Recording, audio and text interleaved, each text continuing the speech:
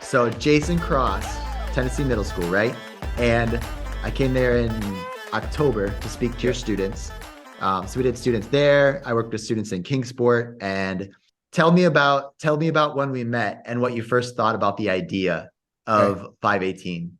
Jake and I met back in October. He came to our school, and I thought it was a great idea. With COVID, a lot of the kids have lost social interaction, and this gives them a forum and a way to express themselves and have fun without drugs and alcohol.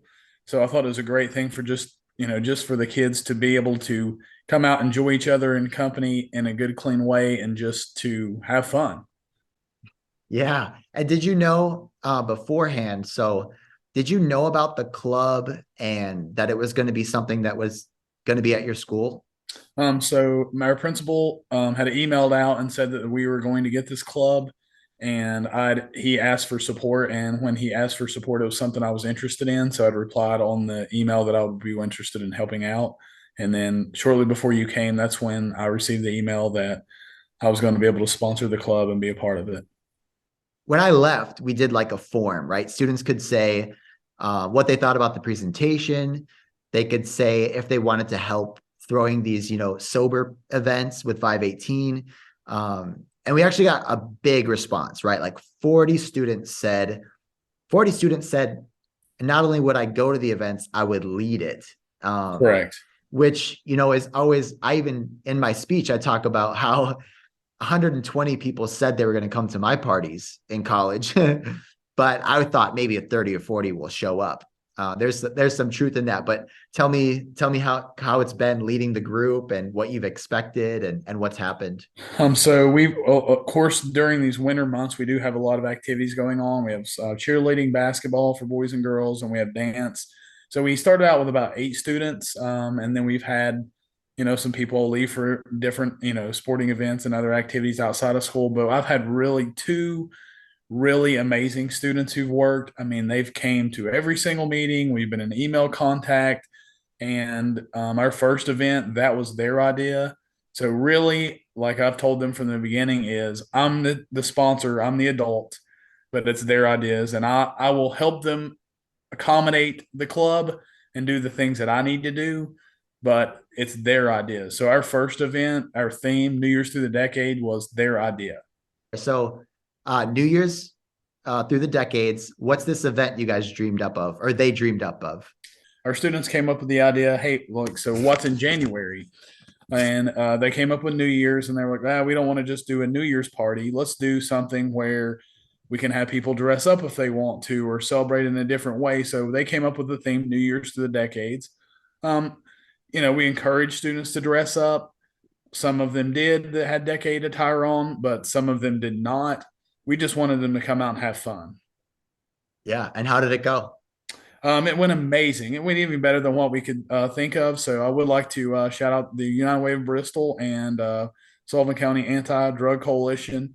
The United Way provided $250 for us to use for supplies of party supplies, paper, and anything we needed.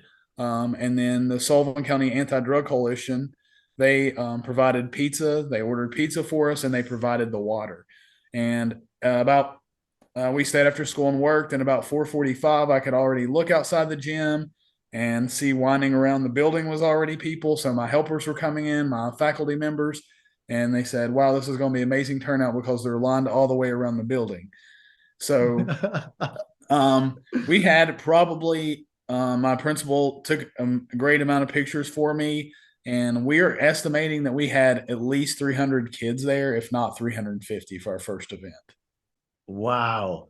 That is Yeah, that it is was amazing. amazing. When you're planning this first event, you think, well, and my principal came to me that day, and of course, teaching classes, my kids said, "Well, I'm coming tonight. Are you going to be there?" And I said, "Well, yeah, I'm kind of like, the club sponsor." I said, if you want to work behind the scenes of this club, you can come and help us out.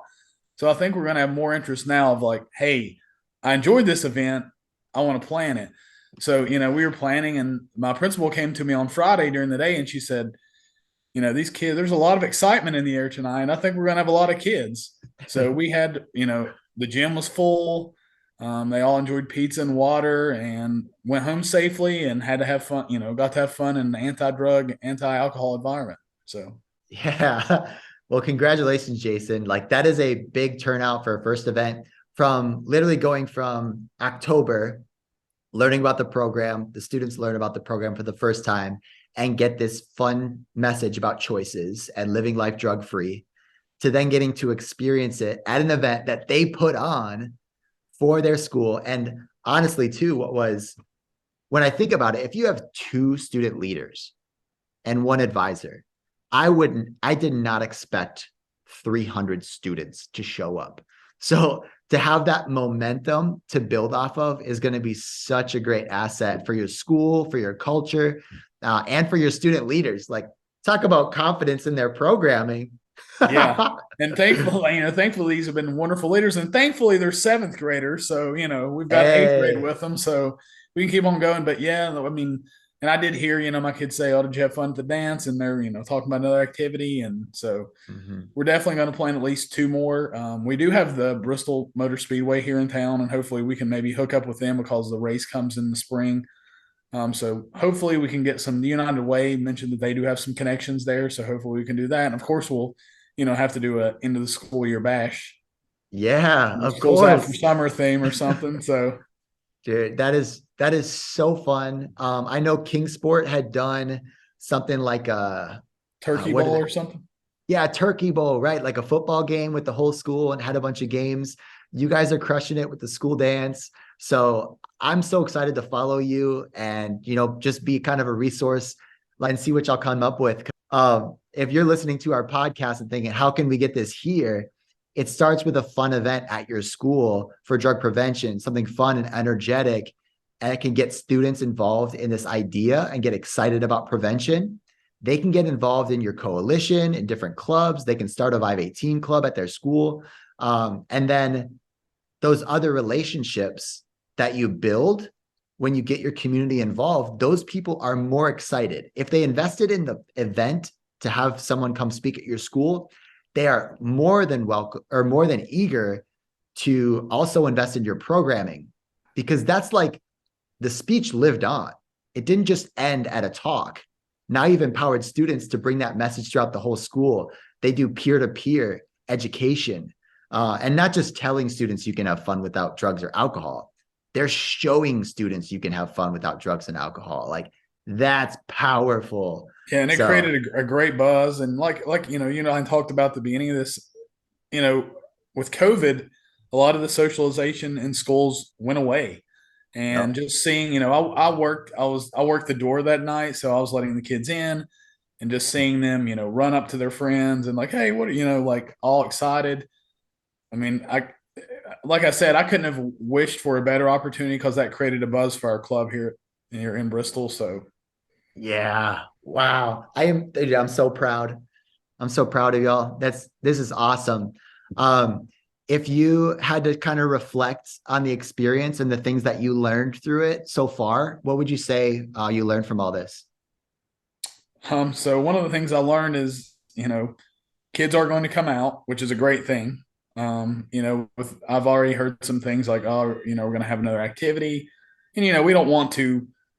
We may do something like a dance later, at the end of the year, just like a, end of the year bash. But we want it, when I talk to my members this week when I've seen them, is we want to create also variety. We don't want to do the same type of activity. So we've thrown around ideas. So one of the big things is planning for how many students are going to arrive, like planning for, we don't want to, like I said, with variety, we also don't want to do pizza every time. So we've already been brainstorming. Moe's in this area helps out a lot. So we're brainstorming. It's just really finding out what we want to do because the community's been very supportive, United Way and the Sullivan County Anti-Drug Coalition.